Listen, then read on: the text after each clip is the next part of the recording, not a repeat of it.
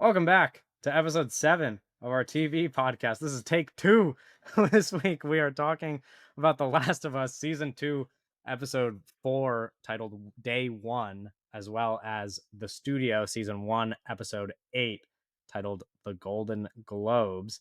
I think, given the nature of the new Last of Us episode, we start with that again. Hmm. I Day think, 1, take yeah. 2, day 1, show 1.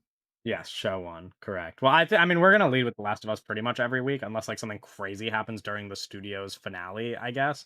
But yeah, I don't know. Where do we start? Because for context, from my perspective, and I'm gonna find out what your perspective is in a second.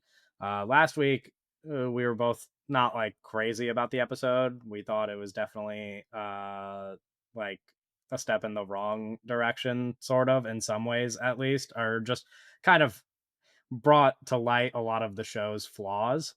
I thought personally this week when I was watching it, I was like, oh, this is better in every single way. I was like, this is exactly for me what I would like the show to be.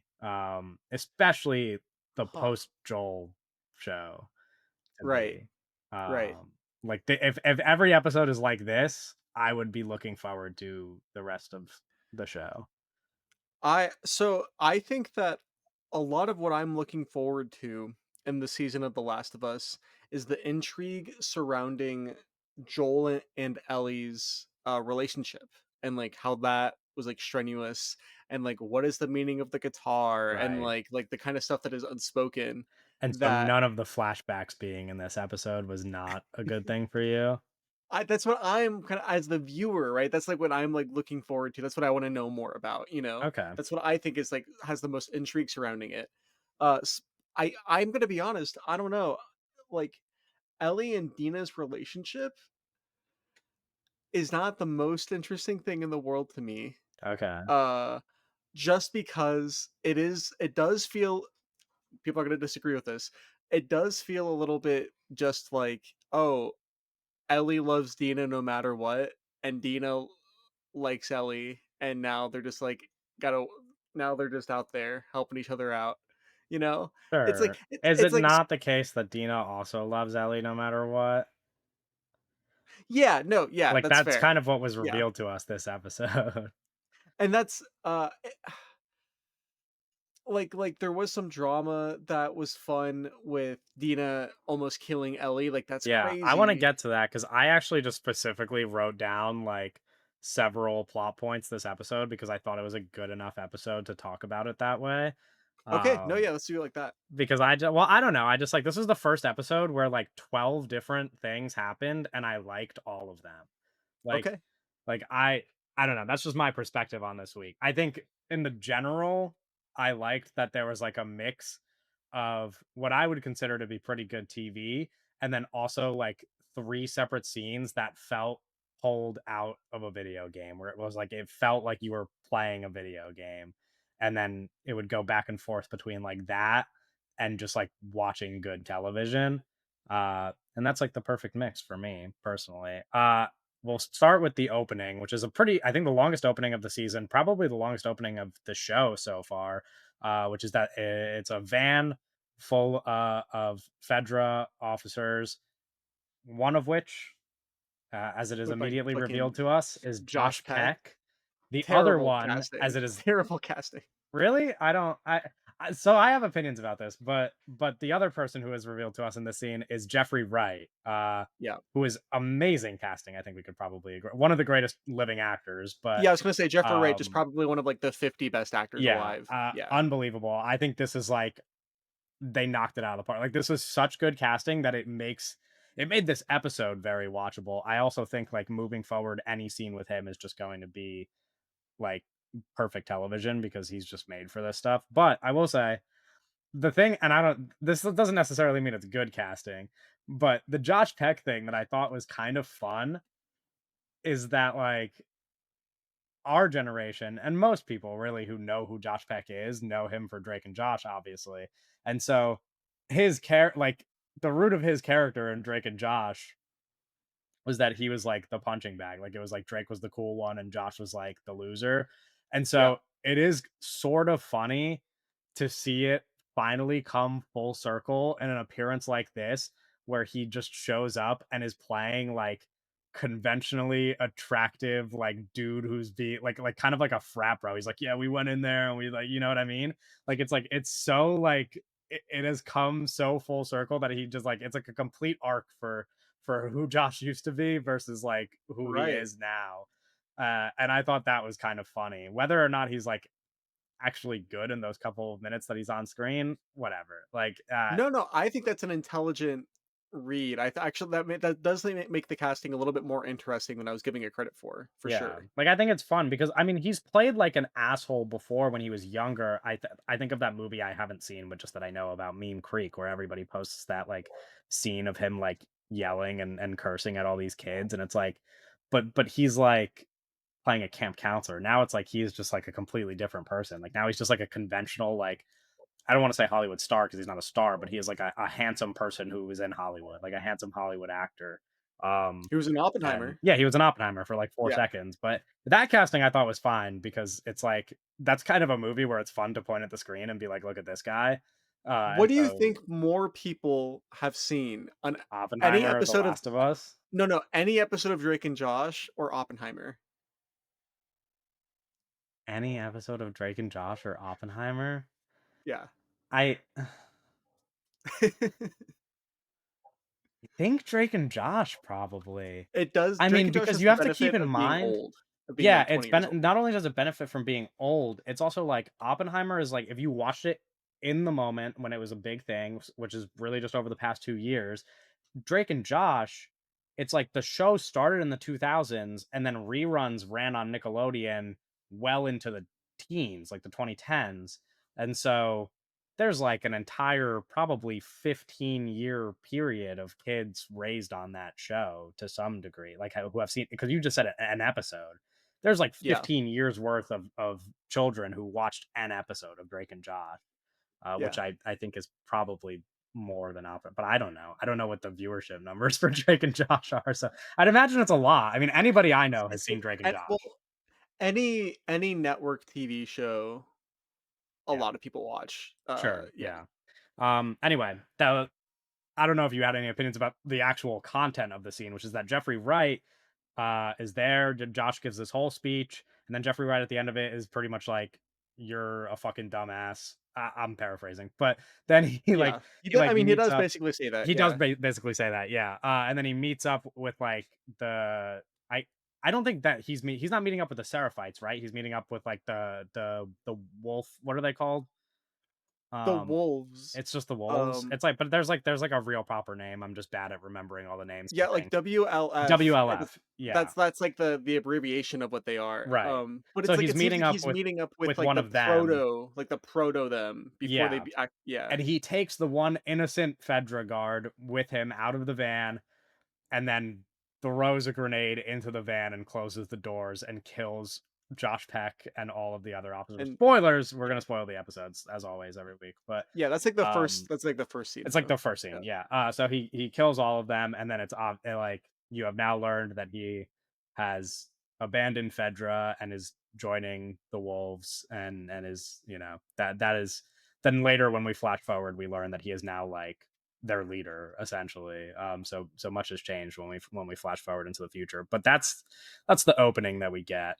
Um, and we'll revisit that, but then Ellie and Dina arrive in Seattle and they're like on horseback. A detail, I don't know if you have any opinions about this when they see like the building and they don't know what Pride is. A lot of people have been Oh, talking about that's that. funny, yeah, like Rainbow City. Yeah. Yeah. I was like, that's funny. Like it's also That's funny. That's a very cute that's very cute. it is. It's also like interesting though because I was listening to the Last of Us podcast, which you recommended that I listen to, and what they mentioned is that like because the show takes place even earlier than the game takes place, Yes. like it's like 10 years earlier or whatever. When all of this started, it was like, the 2000s. And so people's Yeah. people's acceptance of people of like LGBTQ plus identities, it was even lower than what it would have been in the game, and obviously much less than what it is by today's standards. Um, Do you remember what year the outbreak happens in the show? Is it 2004? it's something like that. I think on the I'm trying to remember what he said on the podcast. I feel like he said 2002, but I don't know. It's something. Okay. But It it's might like be, yeah, earlier yeah, 2000s. it's in the Yeah. 2000s, and so as opposed to the game, which happens, like Uh, 2014 or whatever. yeah. Um, so it's like, even in 24, the difference between today's standards and 2014 standards is one thing. The difference between today's standards and like 2004 standards is like, that's Yeah. a lot changed in that 10-year period. And so I think that was like a notable thing that they pointed out at the podcast. That's it's kind of interesting to think about it that way because of like these people are essentially stuck in a different time. Like obviously they could get more progressive in this world, but like the ways for that to happen are not, they don't really exist in this world. So I don't know. That was interesting. Obviously Seattle is also a city that was for the most part more progressive than any other place in the country, so that helps. But Ellie and Dina don't know anything about that, so I was like, that's a cute little detail. Yeah. um and then they go into this building and Ellie finds a guitar and she sings "Take on Me" to Dina, Yeah. and I feel like you're about to say something negative about this scene. It's just no, it's very silly though. Singing "Take on Me" is very silly. Um, In what way? I don't know. It's just silly. The whole thing is silly. Well, I think that honestly, I think Ellie find I don't know. That scene I felt like was very uh I don't know. I'm not this is not very constructive to call it kind of corny. Where she finds like a guitar, tunes it by ear, and then starts playing Take on Me in the room out like singing the song by herself without Dina there, and then Dina comes up and finds her. I don't know. Um, but I feel like that's like a very like, I don't know. That's such a strange perspective on it, I find, because I'm just like, this is, from my perspective, I'm like, this is like, that is like kind of how you would probably immediately react in this situation because it's like, I would think in like an apocalyptic world, you find a lot of value in like in stuff like that, like music or whatever. It's like these are one of like, in our living world, these are like it's one of the things that keeps us alive. So I imagine in a world where everything kind of sucks and you could die at any second, you probably don't think twice about wanting to sing a song or play a guitar or something, especially no, it is given very that, like, sweet. the It is song is very something that sweet. Joel taught her most likely, which is Yeah. why that's the song choice, and she's still only 3 months separated from his death, and so, I don't know. I thought it was Well, quite a nice I scene. do we know how long they were traveling? A a couple days, I guess, maybe a couple weeks. I mean, the difference between Right. 3 months and 4 months is not, like, emotionally, I don't know if you're gonna recover all that much more in an extra couple days or weeks or months or whatever. But, Right. like, obviously, she's still pretty hurt about it, otherwise they wouldn't be there. Well, no, of course. Of So course. Uh, yeah, I don't know. I thought it was like, I really like, when that happened, I was like, "Oh, I'm going to like this episode." Like, okay. that for me was like, I don't know, I had a much different perspective on it, but I also, kind of lean in No. the direction of liking stuff similar to this. Like, I tend to enjoy movies and shows that are pretty corny. Um, I think part of this whole thing that's underlying for me is that I don't know. I think I remain a little unconvinced about Ellie and Dina's romantic relationship, which makes me sound like an asshole, I guess, right? well, Uh, I thought it was, like, a pretty captivating scene before Dina even, I thought just the idea of Ellie singing is really what, like, mattered to me.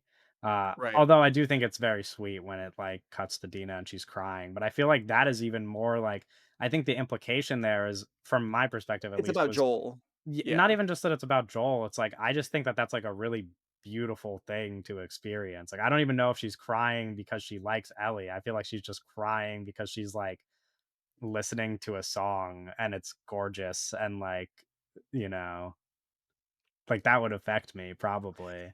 Yeah, no, it's a moment of humanity that our 2 characters are finding in the like, literally Yeah, the apocalypse, exactly. right? But Yeah. that's kind of how I like, their romantic relationship, I don't even think is really important to that scene other than the fact that, like, she looks at Ellie and it's very obvious in her eyes that she's, like, in love with her, Yeah. which is good acting. Like, it's important as well. But yeah, I guess that's gonna affect a lot of the other scenes we talk about, but the fact that you don't really buy their relationship, I think kind of just makes us interpret this whole episode I differently. don't know, well, that's what I mean too, where it's like buying is such a specific way of putting it, I don't know, Sure. but Okay.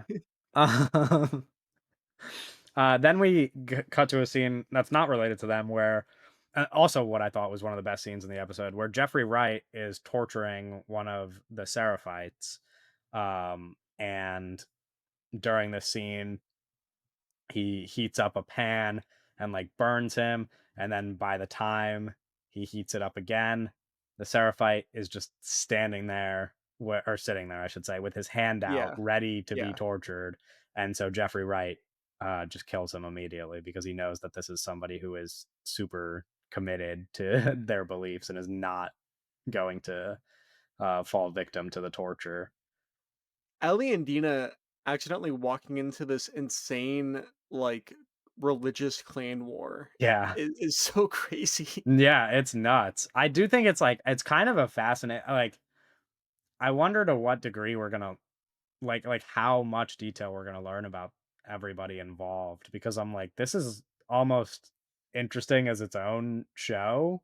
Like with Ellie and Dina just like put to the side. Like if they were just going to make a show about this, like these two competing groups, I would also be kind of interesting. I as it was implied on the podcast that I listened to, we're going to learn that the Seraphites are not just like uh you know harmless victims. They also are, I guess, maybe I mean, not good it people, it but it I is will implied say that they're not good people in the episode by them being religious extremists. sure, yeah. Um, Yeah.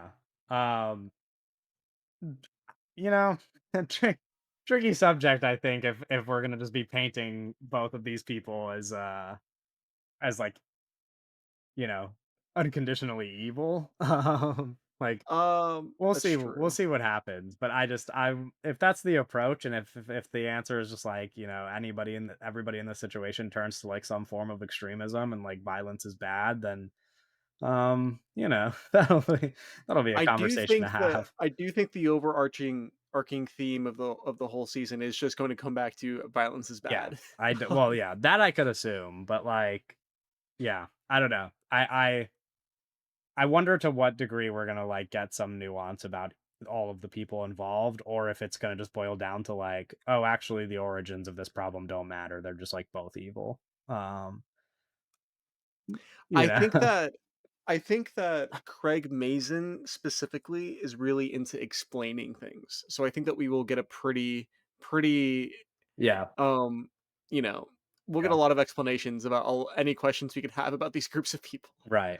The Um, other detail that's important in this torture scene is that when Jeffrey Wright kills him, we cut to two of the other guards in the hallway. One of yeah, them is like new on the job and is pretty bothered by what just happened. The other one is not only unbothered, he is like got what he he fucking deserved. yeah, Yeah, he's like a fucking Nazi. Like, he's like this guy seems like just like purely evil. yeah, Why that's important is because that guy is the guy who Jeffrey Wright saved in the at flashback the scene beginning. at the Yeah. beginning of the episode.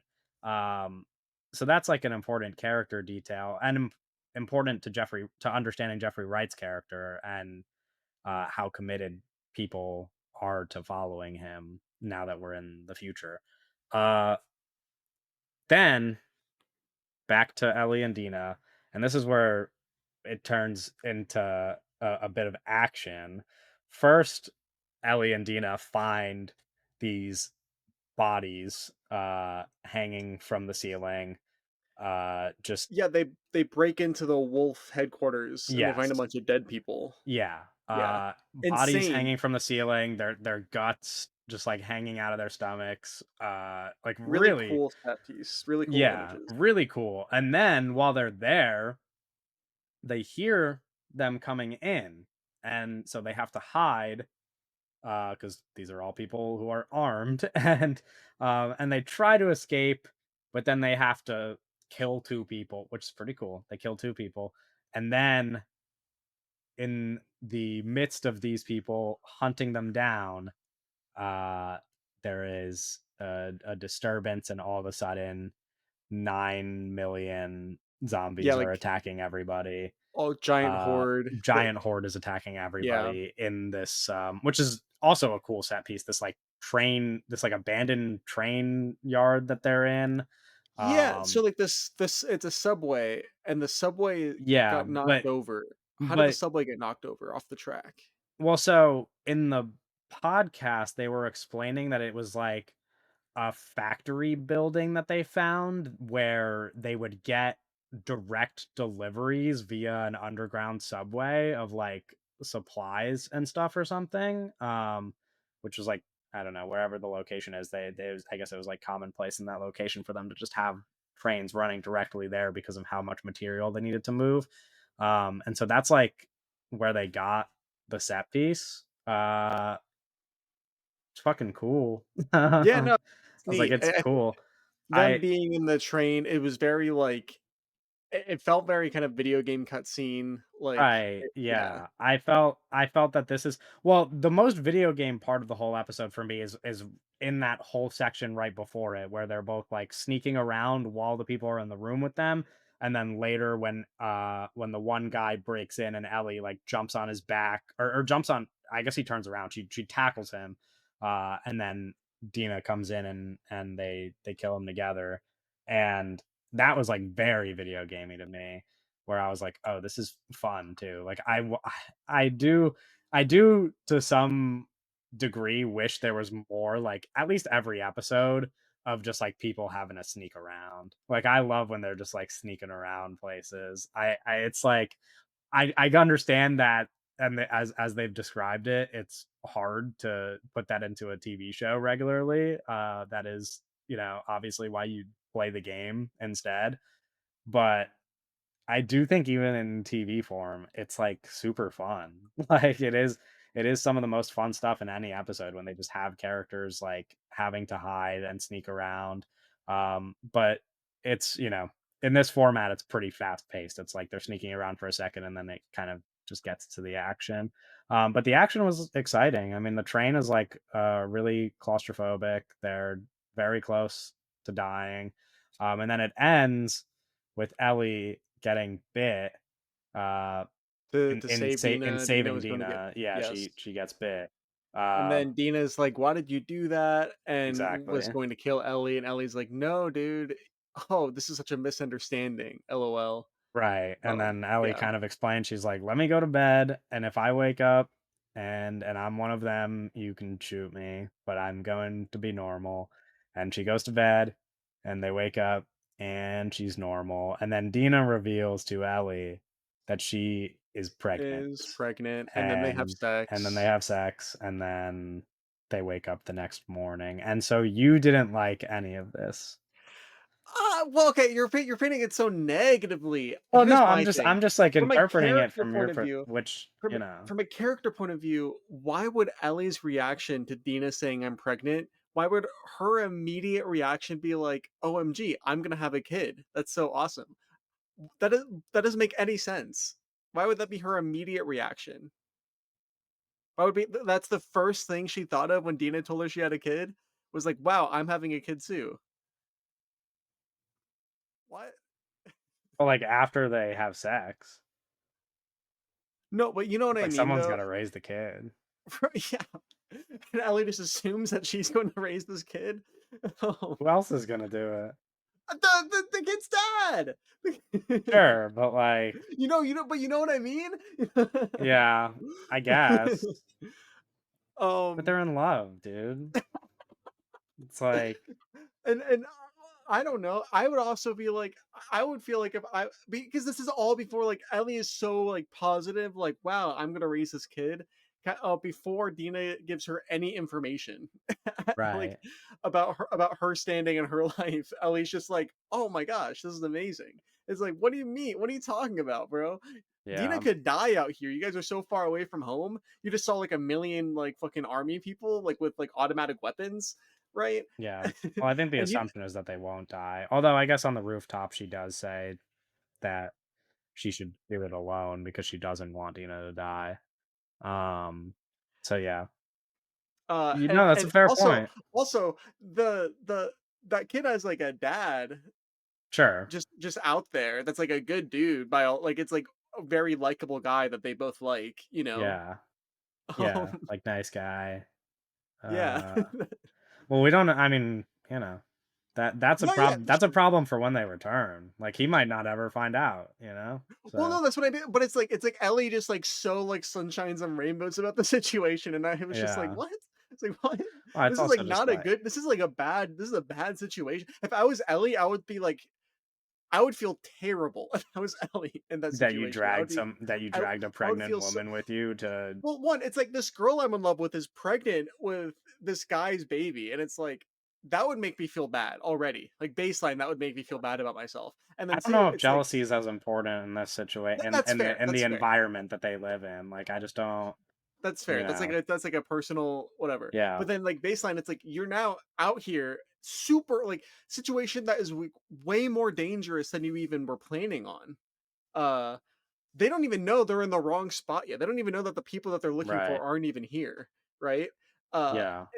it's like way more dangerous situation than they thought they were. There's hordes of zombies, two different factions that are fighting each other, like all this stuff, and it's like you just dragged this girl that you love that now also is pregnant, that now you are now dedicated to being this kid's dad, right? In your head, and it's Yeah. like that's a lot. There's a lot going on. I would be so mad. I would be so not like not even angry, just like upset, like just like vaguely upset if I was Ellie. Sure. Um, she's Okay. so chill about it. You know what I mean? She's so chill Yeah. about it. No, She's that's like a a you know, straight that's not a chiller bad about it. perspective. Yeah. I don't know. That's how That's I felt. That fair. was my takeaway watching it. I was like, "What?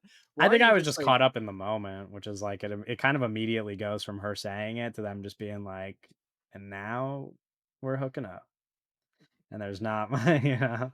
Um, and so that's also maybe something that like hits you a little more when they're in a situation where it's like the second they like because they go up to the rooftop after this and they see all the kind of chaos below them where they have to go. And I feel like maybe that's when something like that starts to kick in, obviously. Like Ellie offers that, like, she's like, I'm going to do this by myself because, like you have a child on the way. And she's like, Yeah. no, we're doing this together. And so like, yeah, I think that rooftop scene is like the only, like, that's probably when what you're saying actually factors into like their minds and they have to like start being practical about something because they're like met with a real conflict. I think in the moment they're probably just happy because they're not really thinking about all the big picture stuff uh like while I they're will now there. I'll say bigger picture, Mhm. right? One of the most popular TV shows in the world currently, The Last of Us. Uh-huh. Very cool. This bigger picture, very cool that the main character is this queer person that is played by this very queer person. Yeah. That like just bigger picture, taking a step back, that's a positive plus one Yeah. for the world. Yeah, it's funny because and this is a conversation for our movie podcast, but I went to see a movie last night that had a bit of a what you might call a woke twist. Um, and when the identity of these characters is Woke revealed, DEI movie? yeah, DEI movie. When these characters' identities are revealed, there's like several people in my theater, but specifically a guy like sitting in the row behind me was like, "Oh, give me a break." It's like, That's "Ah, funny. geez, fuck off." And multiple people like groaned in the theater when it happened. I was like, "Dude, you guys need to go home, bro." It's like go home. So I just kind of like in my head, I'm just like I'm thinking about that, and now I'm thinking about just like someone showing The Last of Us to their like old parents or something, and their parents get really into the show, and then they see that scene with Ellie and Dina this episode of them just like you know, Dina's pregnant and they're like hooking up, and then I'm just picturing their parents being like, "Oh, brother."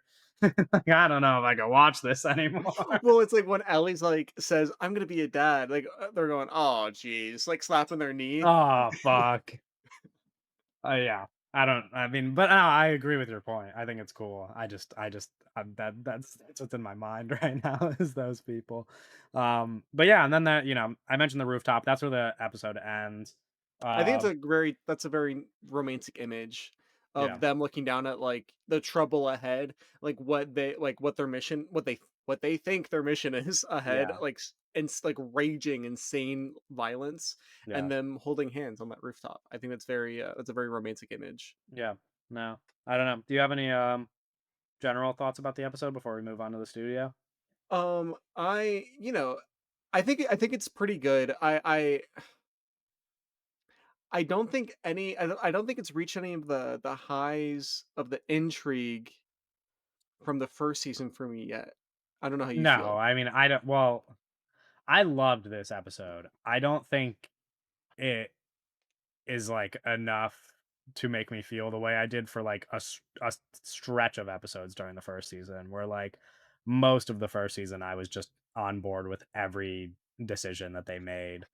That hasn't really happened this season yet, where it's like I'm just totally locked in. I will say, like I said at the beginning of the episode, that if every episode for the rest of the season is like this, then I'll probably just end up really liking the season. I don't know if that means it's going to be better than the first season, though. I think the first season is kind of. I mean, it's also like I'm a little bit more tied to it, I guess, in the sense that like I never played the second Last of Us game, but I did play the first one, and so obviously the story of the first season is just like a story that I'm more familiar with and more emotionally tied to. And you know, as emotional as like something like Joel's death is this season, it's not like I don't know. I think just like the nature of the story, like to me, the emotional crux of the show is at the end of of these two everything that we've seen so far and everything gameplay wise up until this point is like Joel loves this person so much that he kills like a fuck ton of people for her and like will do anything to protect her. Like to me, that is like even more emotional than him dying. Him dying is just like the most fucked up thing that can possibly happen and makes me sad. But but yeah, I don't know. I feel like the just the first season on its own is like I don't really know that they could replicate that success for me. Even if this ends up being really great still. Like for me it's still really good. I just last week was just kind of a whatever episode, but otherwise I've mostly enjoyed this season. I don't think it's ever going to be on par with the first season. I just don't know that even whatever they do in the third season, like I just don't know that it's going to reach that. Yeah. I don't know. The first like at the very beginning, they kind of laid some groundwork about this relationship that Joel and Ellie have and how it's Mhm. different now. And there's a lot of intrigue there that was Yeah, bubbling, and they and it just laid like kind of like hasn't. that, Yeah. and they have not explored that at all yet. And that's where I am like, that's the most interesting thing the show could do Well, I is wonder if they're just gonna explore dedicate, that. like, an episode to it, Yeah, where it's, like, one of these episodes, and that's what they're saving it for, is that, like, one of these episodes is just gonna be a flashback. It's not like the intro, it's just, like, like flashback the from, like, whole beginning episode's a to end. flashback. Yeah, Yeah. I would maybe like I think that that's part of episode the a classical. lot. I mean, Yeah, I would enjoy that episode a bunch, but yeah, I don't know. I don't know what I don't their know plan either. is. Anyway, then we move on to the studio, episode 8, which is about the Golden Globes. Yo, Uh people are loving the studio. Also, people on the web, they're watching and they're loving it. Why did Um, you deliver those 2 sentences like you were in a it was like you were in a web series from, like, iCarly. yo, Like people on the WW dot, they're fucking with the show. yeah. They no, they are. I've seen some people talking negatively about it, I'm like, I think you're just I think the only it's seemingly the only people who are talking negatively about it are people who just refuse to watch it, and I'm like, And I think that's fair in the sense, like, you know what whether or not the show's for you, I yeah, think, immediately, just from the vibes. You yeah. don't have to watch an episode to get it. Like, I will say, for me, the heater just fucking continues, dude. It's just this episode, they're on an unbelievable heater right now. this is the best episode of the show so far. Wow. Okay. I still think episode 6 is a high that we're not gonna reach for me, but this is good stuff. Like this I Yeah. for me, it's like well, I will say there's okay, we could get into it, but and what I'm to those Oh, we people's should points, say it's like what? season 2, we need to say season Oh, 2 of the sure, sure, show. sure. Yeah, that's what Doug was referring to when he said people love the show. Yeah, season Yeah. 2 is confirmed. We Yes. will be getting a second season of the studio, which is very exciting because I think we only have what 2 episodes left after this, right? 10 episode season, I Yeah, think. 10 episodes, yeah. Yeah. Yeah. So we're gonna get more of it, and what to Doug's point about people like knowing whether or not it's for them. It's like when this was starting, I wanted to check it out because I thought it would be fun for like podcasting purposes. I thought it was going to like lean way more in a direction where every week I just have to be like, this is annoying and I don't like this show. Early on, I was like, oh, already kind of exceeds my expectations, but I don't know if this is gonna be my favorite show or anything. These last 3 episodes, I'm like, season 2 of the studio, I'm anticipating as much as any of the next seasons of a show that I'm currently watching, with the exception maybe being the second season of The Pit, which is just like on a, that's like to put that tie bow around that. That's like, that it's in a different stratosphere. But the studio, I'm like, this is fucking awesome now. Like again, I said episode 6 was my favorite. Episode 7, pretty much the same. Like it's just as good. And now this week again, I'm like, this is also just as good. Like it's Yeah, so this episode is about the Golden yeah. Globes. And Zoe Yeah. Kravitz has directed a movie, which she has done in real life, but now I guess this is a different movie that she is directing. And her movie is up for Best Picture at the Globe. Is it in the it's in the musical or comedy category, Yeah, or is it musical or okay? comedy, Best Picture So musical or comedy. so her movie is up for Best Picture musical or comedy. A weird thing uh that they don't well, I guess she's not in the movie, right? She's just directing it. They never even answer that question, but, They never say. well, because the Globes don't really do, like, Best Director or any of that stuff, right? Or am I misremembering? I don't think the I Globes don't do know, I don't dude. know. Anyway, I'm not the person to ask. well, only the point I'm raising is that, like, the episode, centers around Seth Rogen's character, Matt, wanting to be thanked in Zoe's acceptance speech if she wins the award, Right. and she keeps saying like, "Oh, I'm not going to win, blah blah blah." The thing that I thought was interesting is that if this is a best picture nominated movie and a movie that they're expecting will win best picture, I'm like shocked that it isn't possibly winning any of the other award. Like wouldn't he also be vying for people to thank him in any of the other awards that the movie is winning?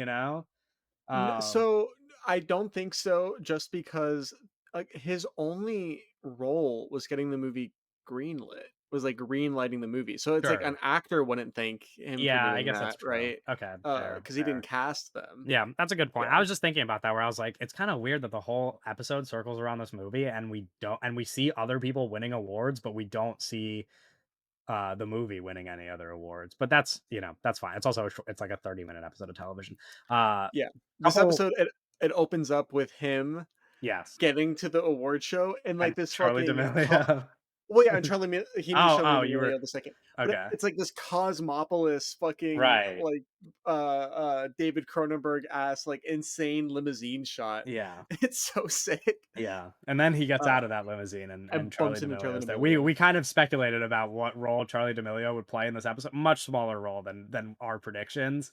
Yes, Um, unfortunately. Shout yeah, out Charlie D'Amelio. Come on our but podcast. yeah, no, I Um, mean it's still cool that she's in it. Like yeah, that's yeah. fun. Everybody, obviously very cameo heavy episode. Yeah, I mean, my favorite one, of course, is that Rami Youssef is hosting the Golden Globes in Yeah. this episode, which I don't think would happen in real life. I think he is like too outspoken of an activist for somebody like the Golden Globes to Yeah. get him to host. But maybe I'm Too wrong. political of a figure. He's Yeah, also, I think he's probably in too many movies, like, too active of an actor to host, right? I don't. Well, You know that's what I mean? yeah, I guess, but that's probably fine. Uh, He's also like a comedian, like he still yeah, he's a does stand-up yeah, comedian. Yeah, yeah. so I think it'd be I just don't think they would want that politically charged of a comedian to host their show, which is like especially because it's the Golden Globes. It might even make more sense at the Oscars, but like at the Golden Globes where the whole point of the night is just like entertainment, I don't know that they would want like the most politically charged comedian to be hosting the show. But it's cool that he's doing it in the episode because I just like seeing him and stuff.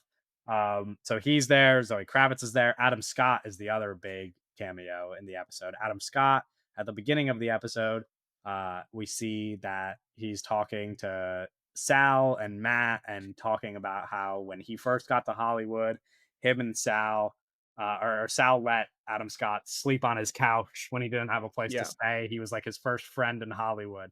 And so this has the best payoff of any setup in like the entire show so far because what It's a really happens good bit.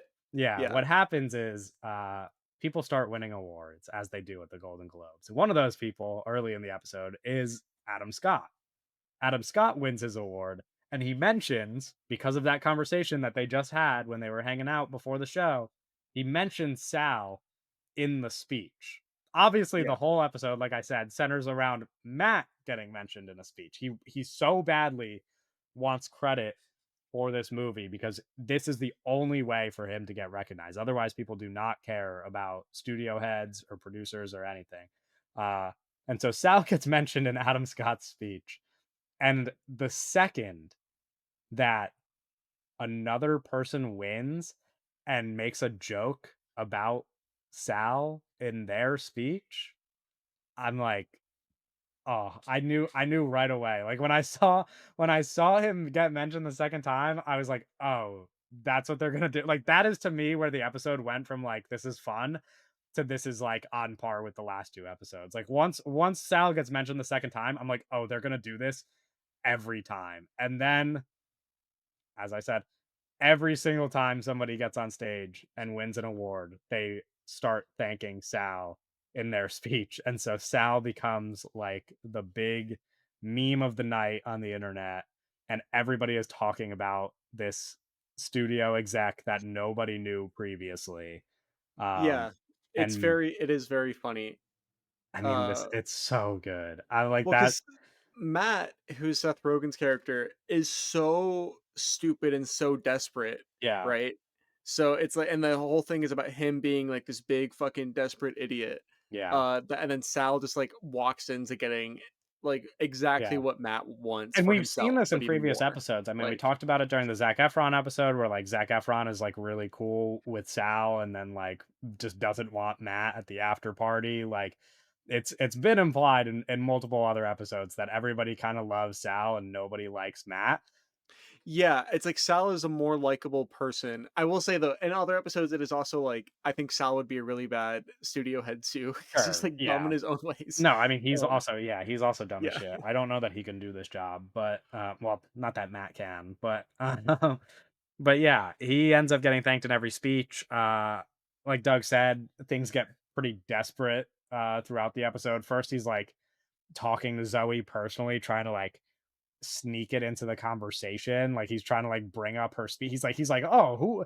How do you even think of your speeches for for these shows? You know, he's like, what do you even do? Like, who do you even begin to thank for when you win? And she's like, oh, I don't have to worry about that because I'm not going to win. And she keeps saying that she's not going to win, which I thought on a side note was interesting when like finally she confronts Matt because Matt tries to sneak his name into the typewriter, into get the his name teleprompter. into the Yeah, teleprompter. Sorry, by going up to the guy working the teleprompter and being like, "Oh, you know, Zoe asked me like they're you know like they forgot a name," and he's pretending to be somebody like on Zoe's team, not himself. He's like, yeah. "Name is Matt Remick," and like, and then And Zoe then Zoe walks in walks in. while this is Yeah, happening.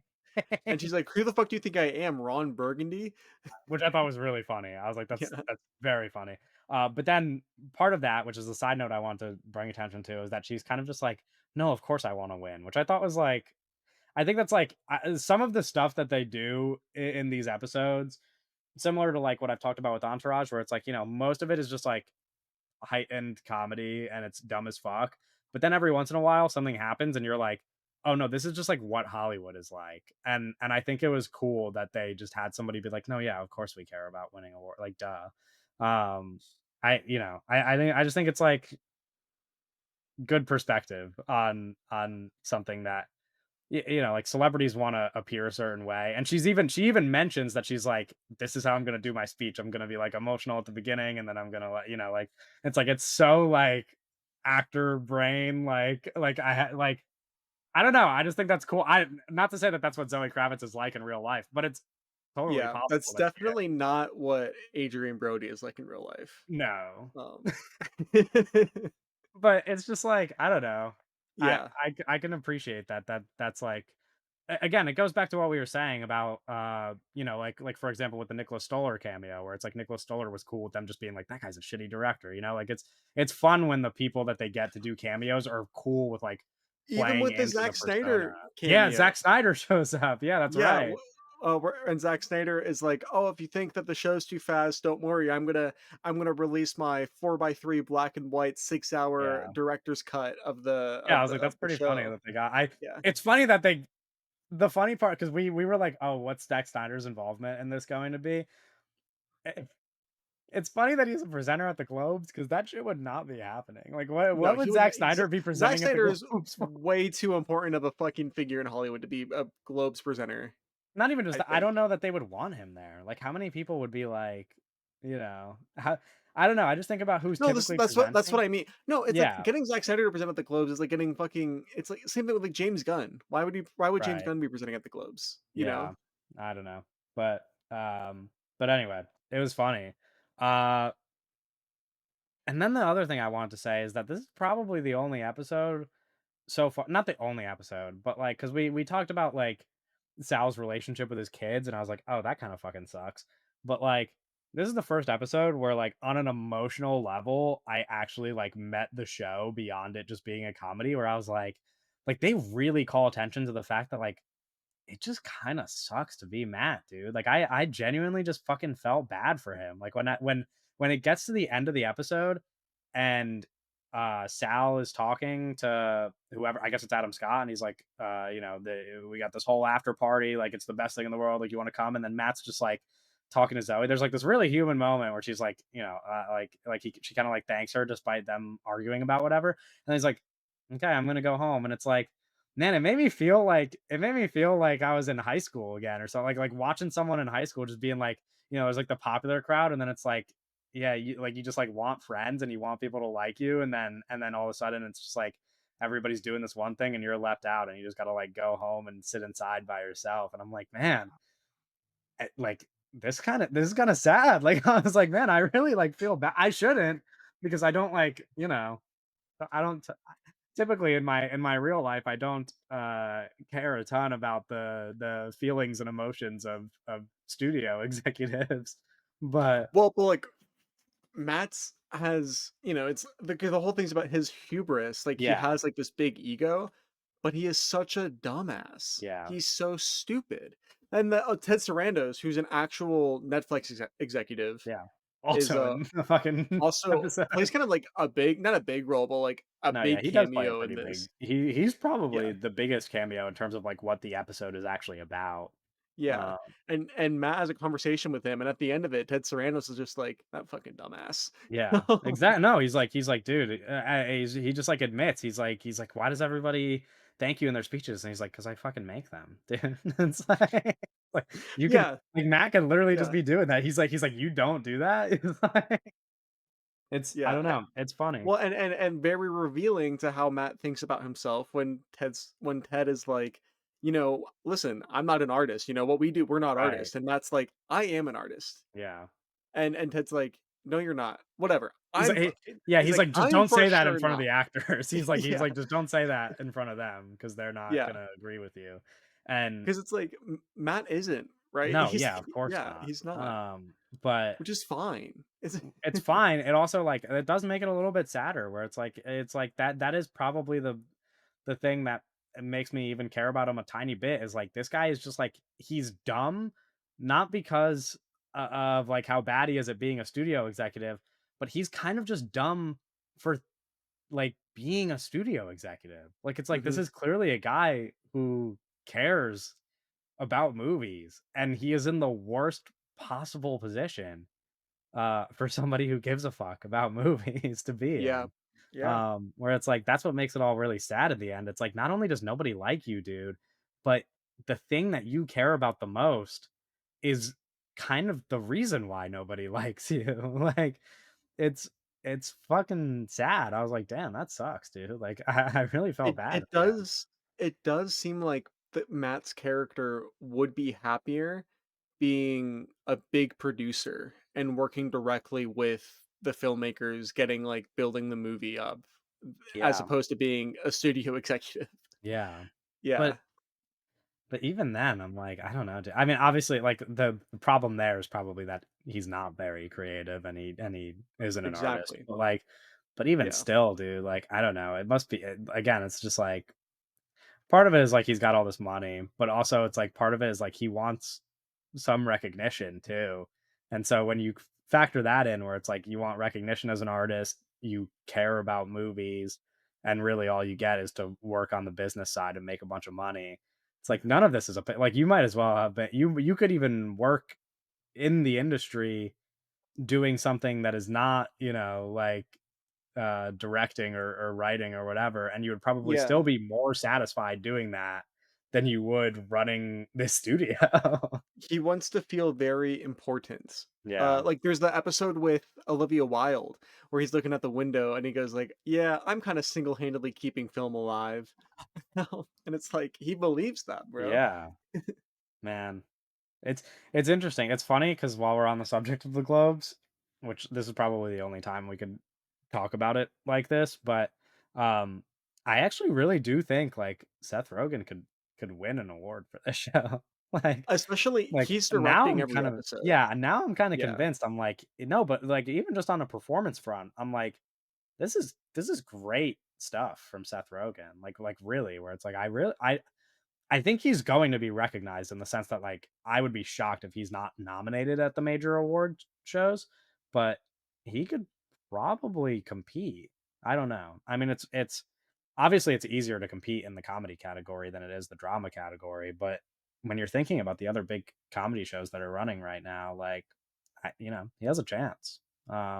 Which is I don't know. That's not what I expected out of this show. Was like, I thought it would be one thing. I didn't think it would also be like, oh, everybody in it is like doing really cool stuff. Like everybody in it is good. Ike Barinholtz is like fucking awesome in the show. There's several people where I'm like, oh, this is an award show, which makes sense, obviously, because it's about Hollywood. So there's no doubt in my mind that it was going to get awards recognition, because this is the type of stuff that they love to vote for. But for them to actually be good enough to possibly like win acting awards for this show is not something that I anticipated. Right. But Seth Rogen's like awesome. I'm like, fuck yeah, dude. Anyway, that's all I got to say about episode 8. I don't know if you have anything else to add. It's good. I like it a lot. Yeah, I favorite like episode of I the show, you said.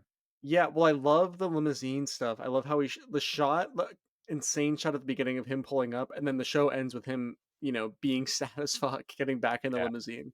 right. And of course, the limousine driver, because he's visibly upset, right? The limousine driver's like, "Oh, did your movie lose?" And he goes like, "No, it won. Please Yeah. take me home." He's like just so fucking depressed. Yeah. Yeah. Um, do we know what What? next week's episode is? I think Um. normally we Next week's episode is episode 9. CinemaCon. Oh, right.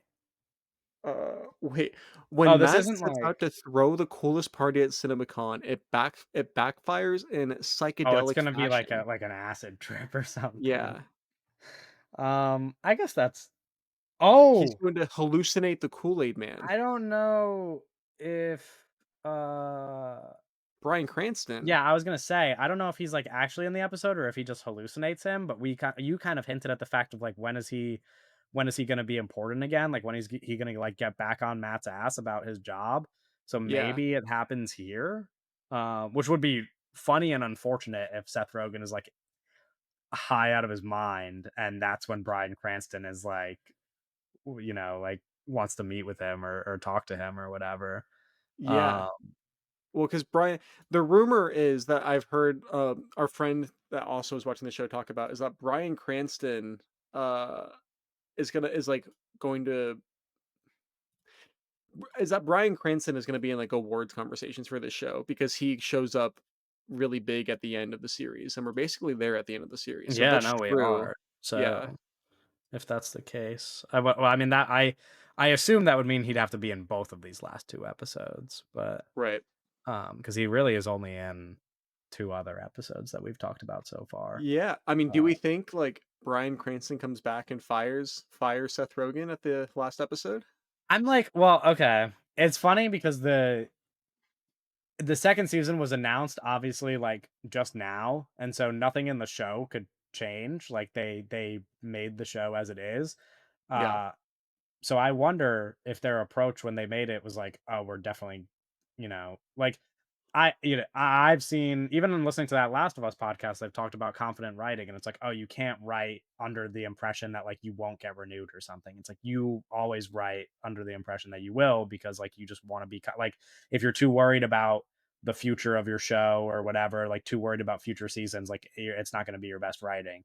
And so I wonder if they set up season 2 with how it ends anyway. I don't know that that setup would be him getting fired unless, like, like, what happens if he does get fired? Like, it's like, what is season 2 about? Like, him Sal kind is the like, Sal is the new head of the Sal's the studio? exact yeah, Sal's the new head of the studio, and then Matt is like a producer having to work under him, Catherine Like Catherine O'Hara. O'Hara? Yeah, Okay.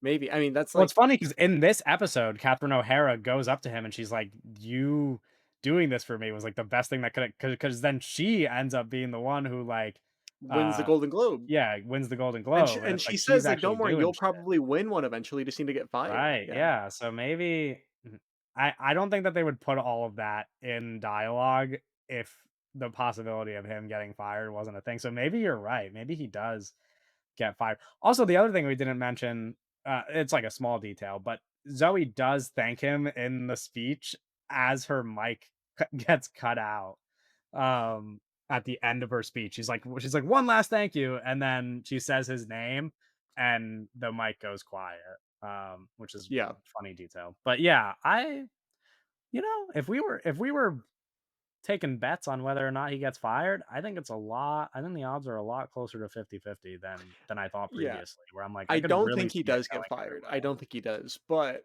it's possible. I It's don't on know the because it's now that I'm thinking about how many times they've, like, hinted at it as an idea, and yeah, they're and now in this episode, they're even setting up how that would work for him career-wise, I'm like, "No, maybe you're right." Um, yeah, I don't know. I guess we'll see. Anyway, that's the end of our episode. also, shout out Catherine O'Hara. What a year Yeah, for her. no. I mean, yeah, and she's really good in this. Yeah. Like this episode, I thought she was great. But yeah, that's the studio episode 8, The Last of Us episode 4. Next week, we'll see you back for 2 new episodes. Bye.